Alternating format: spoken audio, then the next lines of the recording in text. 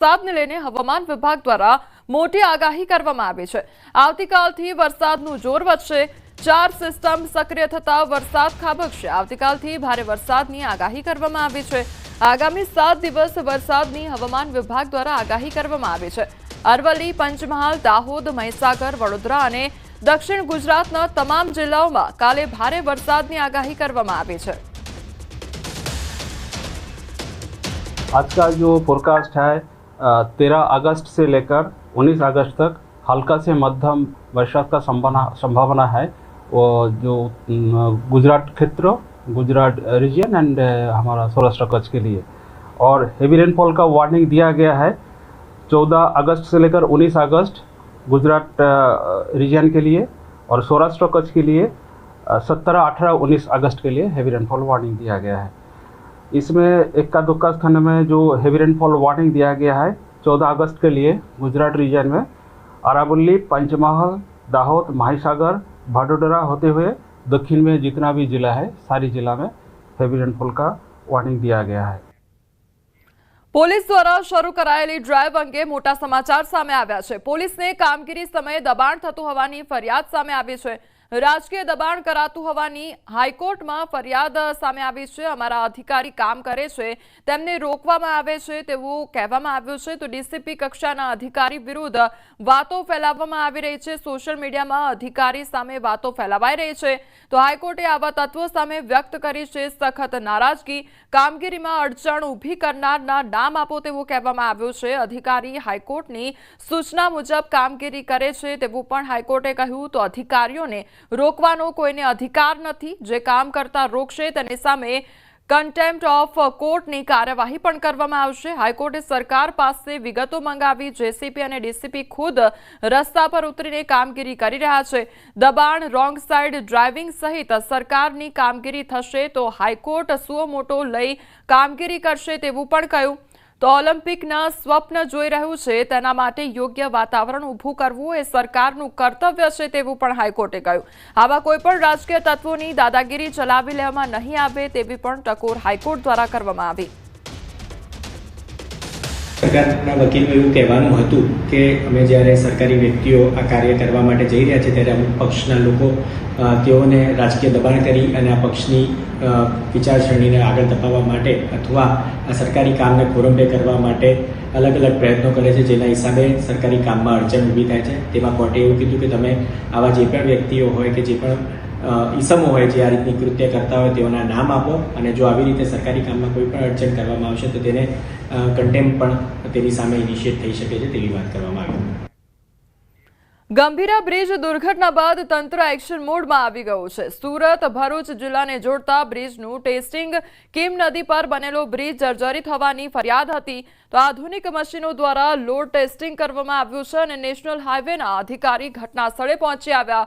ઓલપાડના વડોલી ગામ નજીક કીમ નદી પર બનાવેલ બ્રિજનું લોડ ટેસ્ટિંગ કરવામાં આવ્યું છે।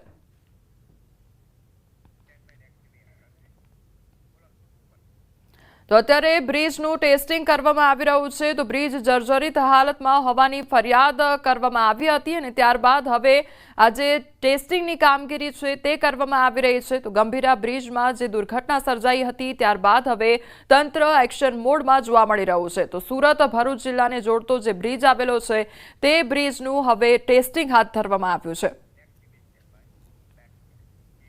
દાહોદમાં ખાનગી શાળાની ઉઘાડી લૂંટ ચલાવવામાં આવી રહી છે। લીમખેડાની શાળાએ એલસી કઢાવવા 5000 વસૂલ્યા। વાલી પાસેથી 5000 વસૂલ્યાનો વિડીયો વાયરલ થયો છે। જાગૃત વાલીએ વિડીયો ઉતારી વાયરલ કર્યો છે કે જે ભાભોર સ્કૂલ ઓફ સાયન્સના સંચાલકનો એલસી કાઢવા 5000 રૂપિયા માંગતો વિડીયો વાયરલ થયો છે। આ વિડીયોની પુષ્ટિ ન્યૂઝ 18 ગુજરાતી કરતું નથી।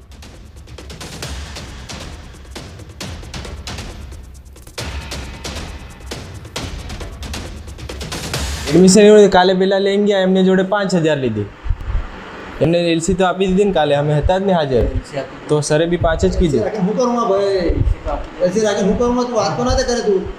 એવું નથી, તમે એવું નથી, સાહેબે જે કીધું એવું કરું ભાઈ। જો સાહેબ વાત કરું, જો સાહેબ માને તો ઠીક છે, આજનું તમારું કામ આજે દિવસ લખો ખાવું પડે તમને આ મેં પણ બરાબર। સાહેબ વાત કરું છું, સાહેબ પહોંચ માંગે છે, હું કરવાનું તો તમે જાણો સાહેબ બરાબર।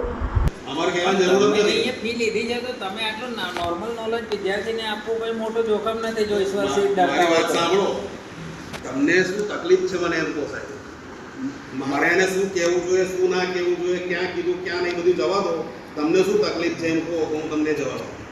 તમને મૂળ તકલીફ શું છે? 5000 લીધા. હા એ જ છે. હા એ જ છે. મારી મૂળ વાત એ છે કે સાહેબ અમે ખોટા નથી. જો ના લઈએ તો અમારે ભરવાનું થાય. દર મહિને અમારે ટ્રસ્ટમાં હિસાબ આપવો પડે છે. સમજી લો. હમણાં હું તમને મીટિંગનો લેટર બતાવી દઉં. અમારા જોડે હિસાબ માંગશે કે ભાઈ આ તમે એલસી આપી દીધું છે. એનું શું? આ વિડીયો મેં જોયો છે, એમાં આચાર્ય વિદ્યાર્થી પાસેથી એલસી કાઢવા માટે 5000 રૂપિયાની માંગણી કરેલી છે અને રિસિપ્ટ આપી છે. એ રિસિપ્ટ મેં વિડીયોમાં જોઈ છે.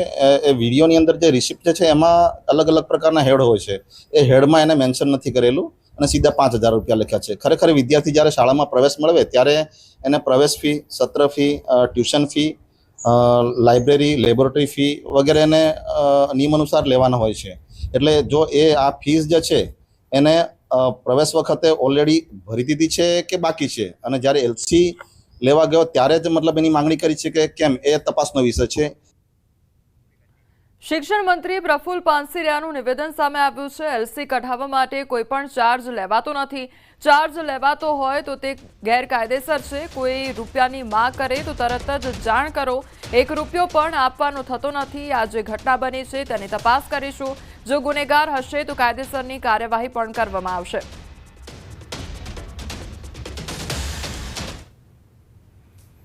આમ તો કોઈ પણ શાળાની અંદર, દાહોદની ગુજરાતની કોઈ પણ શાળામાં લિવિંગ સર્ટિફિકેટ લેવા જાય ત્યારે એનો કોઈ ચાર્જ લેવામાં આવતો નથી.